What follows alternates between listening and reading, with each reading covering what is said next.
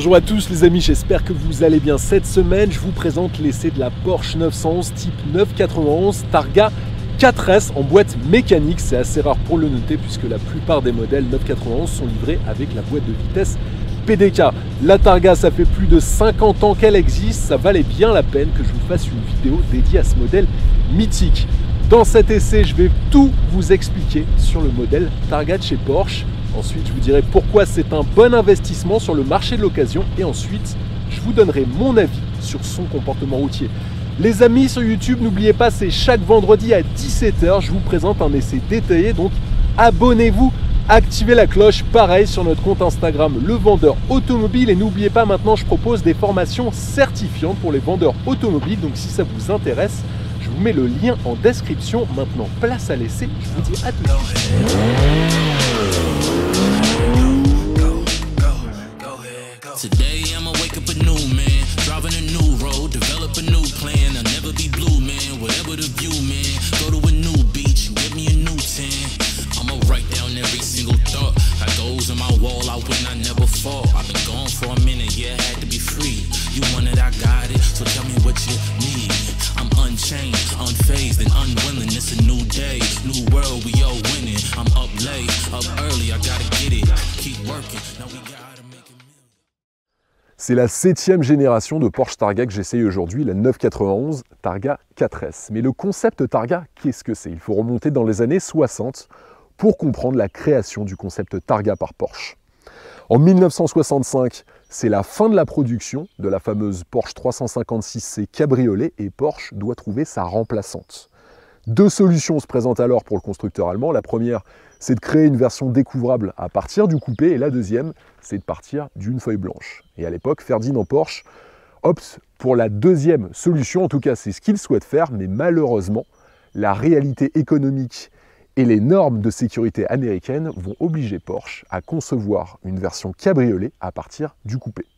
La Porsche Targa a été présentée au Salon de Francfort en septembre 1965, mais il faudra attendre plus d'1 an pour voir apparaître la version de série, car la conception d'une structure ne se gonflant pas sous l'effet de la vitesse a pris beaucoup plus de temps que prévu par les ingénieurs de Porsche. Il faut savoir qu'à l'époque, il n'y avait pas de structure en verre comme aujourd'hui, mais il y avait une structure en plastique zippé qui posait deux problèmes majeurs. Le premier, c'est qu'il permettait les effractions de manière assez facile. Et le deuxième problème, c'est que cette structure en plastique zippé se rétractait lorsque les températures étaient trop basses. Porsche a donc décidé par la suite de la changer pour une structure en verre. Ce qui caractérise le plus le concept Targa chez Porsche, c'est cette barre transversale, une sorte d'arceau de sécurité situé juste derrière les ouvrants qui vient rigidifier la structure de la voiture. Mais cela n'explique pas tout, il y a d'autres raisons qui expliquent la présence de cette barre transversale. Déjà, il faut savoir que cet arceau de sécurité permettait à l'époque, dans les années 60, de répondre aux exigences des autorités américaines en matière de sécurité routière ainsi que pour les compétitions automobiles. Et la deuxième raison, c'est que cet arceau de sécurité permettait de concevoir une structure couvrante qui ne se gonflait pas à haute vitesse, comme c'était le cas sur beaucoup de modèles découvrables dans les années 60. Comme je vous le disais à l'instant, la marque de fabrique du concept Targa, c'est son arceau de sécurité, auquel on donne volontairement un aspect en inox brossé pour contraster avec le reste de la carrosserie. Et ça, c'est une idée de Budsy Porsche, le père fondateur de la mythique Porsche 911, qui disait qu'il fallait que cet arceau de sécurité puisse bien montrer qu'il apportait de la rigidité et de la sécurité aux occupants de la voiture. Il est important de noter que dans les années 60, on a clairement sous-estimé le succès de la Porsche Targa, car quelques années après son lancement, la Porsche Targa a quand même représenté jusqu'à 40% de la production sur le territoire de prédilection de Porsche, c'est-à-dire l'Allemagne. Et il n'a pas fallu longtemps à d'autres constructeurs prestigieux pour reprendre ce concept de la Targa, comme par exemple Ferrari avec sa mythique Ferrari Dino. La dénomination Targa provient des nombreuses victoires acquises par Porsche en Sicile dans cette course mythique de la Targa Florio. Entre 1956 et 1973, le constructeur allemand a tout de même emporté 11 victoires dans cette course. La dernière, c'était en 1973. C'était aussi la dernière épreuve de cette course mythique.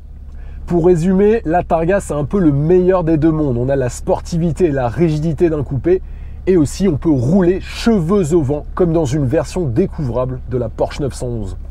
Et la grande nouveauté sur la 991, c'est l'apparition de ce mécanisme d'ouverture et de fermeture du toit Targa, comme sur les premières versions. Mais cette fois-ci, tout est automatisé et ça s'ouvre et se ferme en seulement 20 secondes à l'arrêt. Je vais vous en faire la démonstration. Regardez.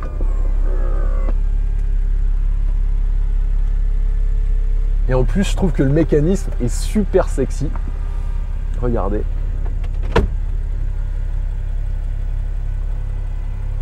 Et là, votre coupé se transforme en version découvrable. C'est quand même super sympa.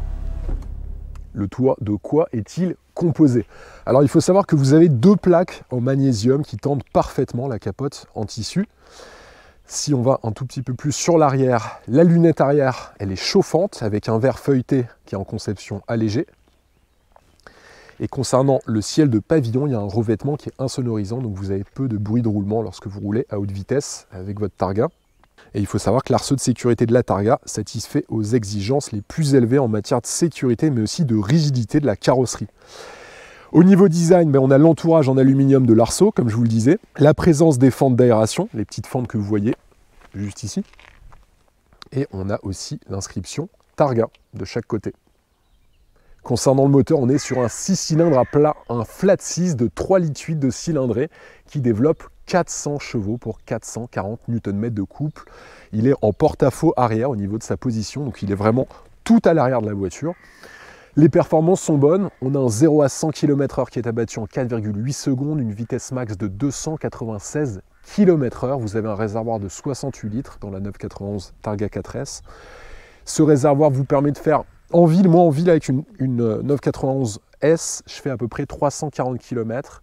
Et sur autoroute ou des routes nationales, un rythme assez cool, vous allez faire entre 450 et 500 bornes. Après, ça va bien sûr dépendre de votre conduite.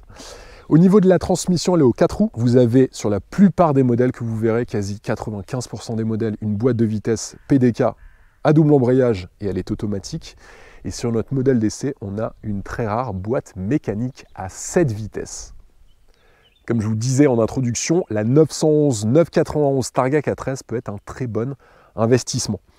Je vais vous donner beaucoup d'informations sur la cote de cette voiture sur le marché de l'occasion et ça c'est grâce au site internet leparking.fr. C'est un site internet qu'on utilise beaucoup avec Romain qui nous donne énormément de statistiques sur les voitures d'occasion que nous proposons à la vente. Mais aussi si vous êtes particulier, allez sur leur site internet, je vous le conseille. Ils ont énormément d'annonces sur la France mais aussi dans le reste du monde. Vous avez quasi toutes les annonces que vous retrouverez aussi sur la centrale et le Bon Coin. Cette voiture, il y en a 242 à vendre actuellement dans le monde, dont seulement 21 en boîte mécanique. Et ça, c'est à travers le monde parce qu'aujourd'hui en France, je crois que celle que vous voyez devant vous, c'est la seule qui existe en boîte mécanique. Et nous la proposons, je vous conseille d'aller sur le site internet levendeuautomobile.com. Je vous mets le lien dans la description de la vidéo avec l'annonce de celle-ci que nous proposons à la vente. Alors, l'essentiel des annonces, elle se situe aux USA et en Allemagne, bien évidemment. On a un kilométrage moyen qui est de 10 000 km sur les 242 annonces dont je vous parle. La version Carrera 4 en PDK, c'est la plus représentée sur le marché de l'occasion avec 51%, suivi de la version 4S en PDK. Ensuite, le prix de marché des annonces en ligne, c'est de 97 000 € pour 45 000 km en moyenne et de 105 000 € pour les modèles vendus sur les 6 derniers mois, ce qui indique que la voiture tient très bien la cote, même en 2020. On a une durée moyenne de vente qui est d'environ 90 jours, mais certains exemplaires sont en annonce depuis plus de 6 mois. Après, ça va dépendre bien sûr de la configuration de la voiture. Là, par exemple, je sais que celle-ci ne va pas rester très longtemps en vente. Déjà, on a une belle configuration couleur, je trouve, assez originale avec l'intérieur rouge et ce gris anthracite extérieur, mais surtout, elle est en boîte mécanique. La moins chère que j'ai trouvée, elle est aux Émirats Arabes Unis. Elle est listée à 74 000 € pour 67 000 km et aux USA à 74 000 € pour 27 000 km. Et en France, la moins chère, elle est à 90 000 € pour 78 000 km. Comme sur toutes les Porsche, vous avez bien sûr la clé de contact à insérer à gauche du volant et non pas à droite. Dans notre modèle d'essai, on a en plus une configuration qui est assez originale, je trouve, avec ce rouge, ce cuir rouge qu'on retrouve sur le tableau de bord, sur les sièges, aussi dans les contreportes. On a des inserts décoratifs en fibre de carbone, donc sur le bas et sur le haut du volant. Aussi sur les contreportes, la console centrale et aussi des inserts à ce niveau-là. Je trouve ça assez joli. On retrouve bien sûr toujours les 5 instruments ronds dans le tableau d'instrumentation avec le contour au milieu. Ça c'est sympa, on a un écran couleur de 4,6 pouces sur la droite qui permet d'afficher les paramètres du régulateur de vitesse adaptatif si votre voiture en est équipée, c'est pas le cas de la nôtre, de la transmission intégrale ou encore les informations de navigation. On a le pack Sport Chrono sur notre modèle d'essai, donc qui inclut notamment la suspension dynamique du moteur, on a le chronomètre numérique sur le tableau de bord et on a la touche Sport Plus sur la console centrale. Donc avec cette touche, vous avez le PASM, donc ça c'est la gestion de l'amortissement, et le PDCC qui optimise l'amortissement et le braquage des roues dans des phases très sportives, si votre véhicule en est équipé. Et on a bien sûr, regardez, cette boîte mécanique, et ça, c'est ce qui fait tout le charme sur notre modèle d'essai avec ces 7 vitesses. Regardez la 7e vitesse qui est juste ici, et en plus il y a un guidage de la boîte qui est juste excellent. Sur les modèles Targa, vous avez l'inscription Targa qui est présente juste là et un système d'infodivertissement qui est assez facile d'utilisation. On n'est pas sur les dernières générations d'infodivertissement, mais pour le coup, la voiture a déjà quelques années et il est toujours d'actualité.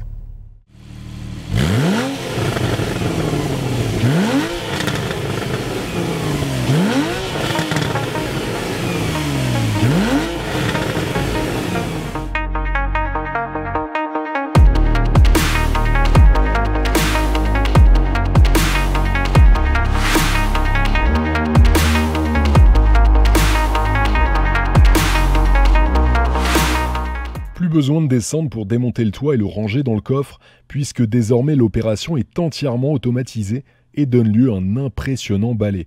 D'abord, la bulle bascule vers l'arrière, puis la petite capote en toile se déverrouille, passe par-dessus l'arceau, puis se replie en Z derrière les passagers. Enfin, la bulle revient en place. L'opération prend environ 20 secondes et nécessite l'arrêt complet du véhicule.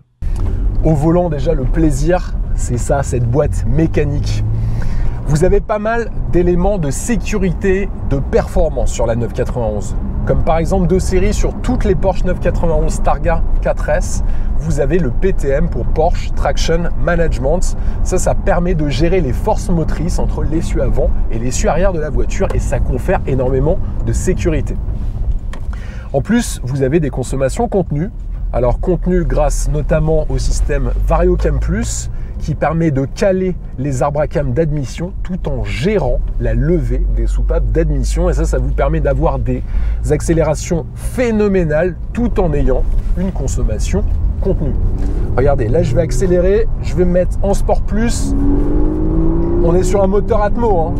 Donc là, oh là là, ça pousse bien vraiment. Regardez. Oh le freinage, on a le double débrayage qui est automatique en plus. Oh là-bas, ça pousse, c'est impressionnant. Il faut vraiment aller la chercher dans les tours, hein. Et puis freinage Porsche, bien sûr.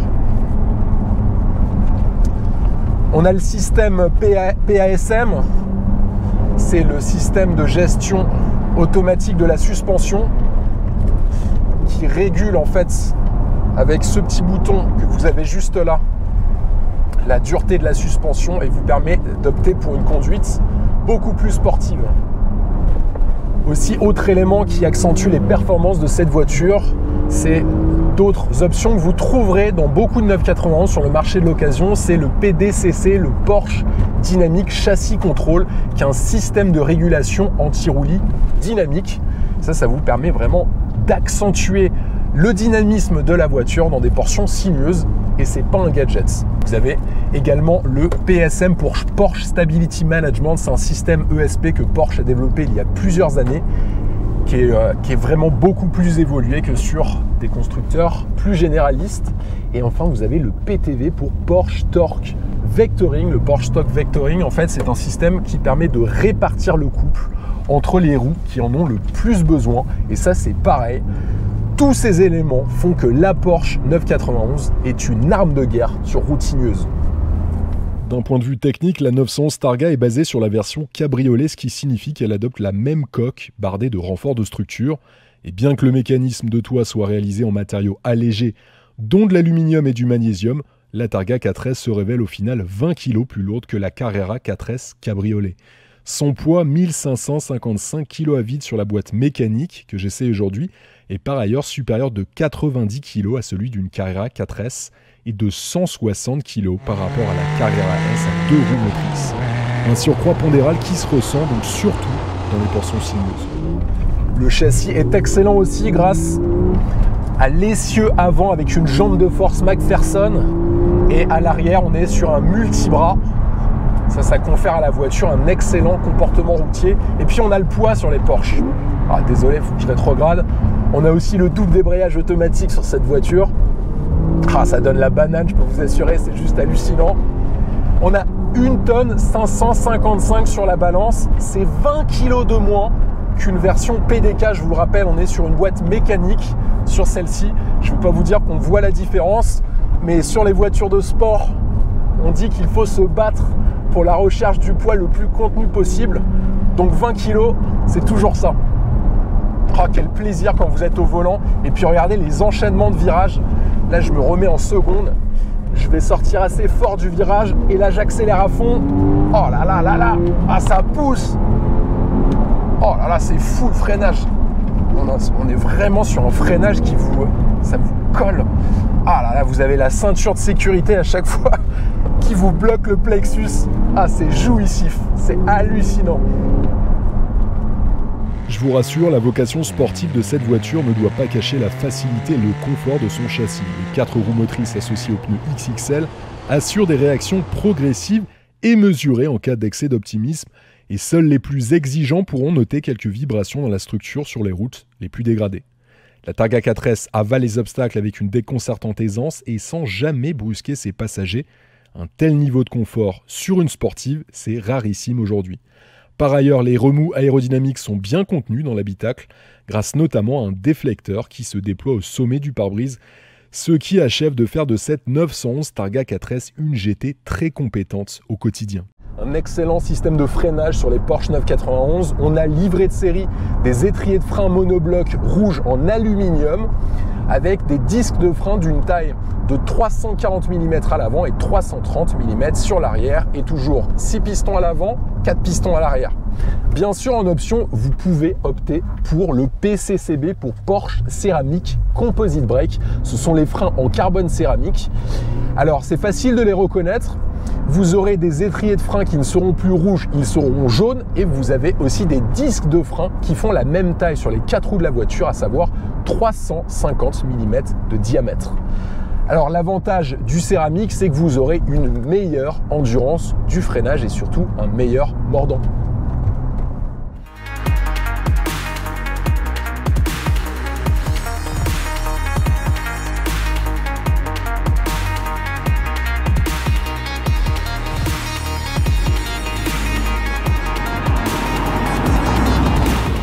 Pour conclure l'essai de cette Porsche 991 Targa 4S, j'ai retenu parmi ses défauts un déploiement du toit seulement à l'arrêt et un budget conséquent pour un achat d'occasion. Heureusement, elle tient très bien la cote sur le marché de l'occasion.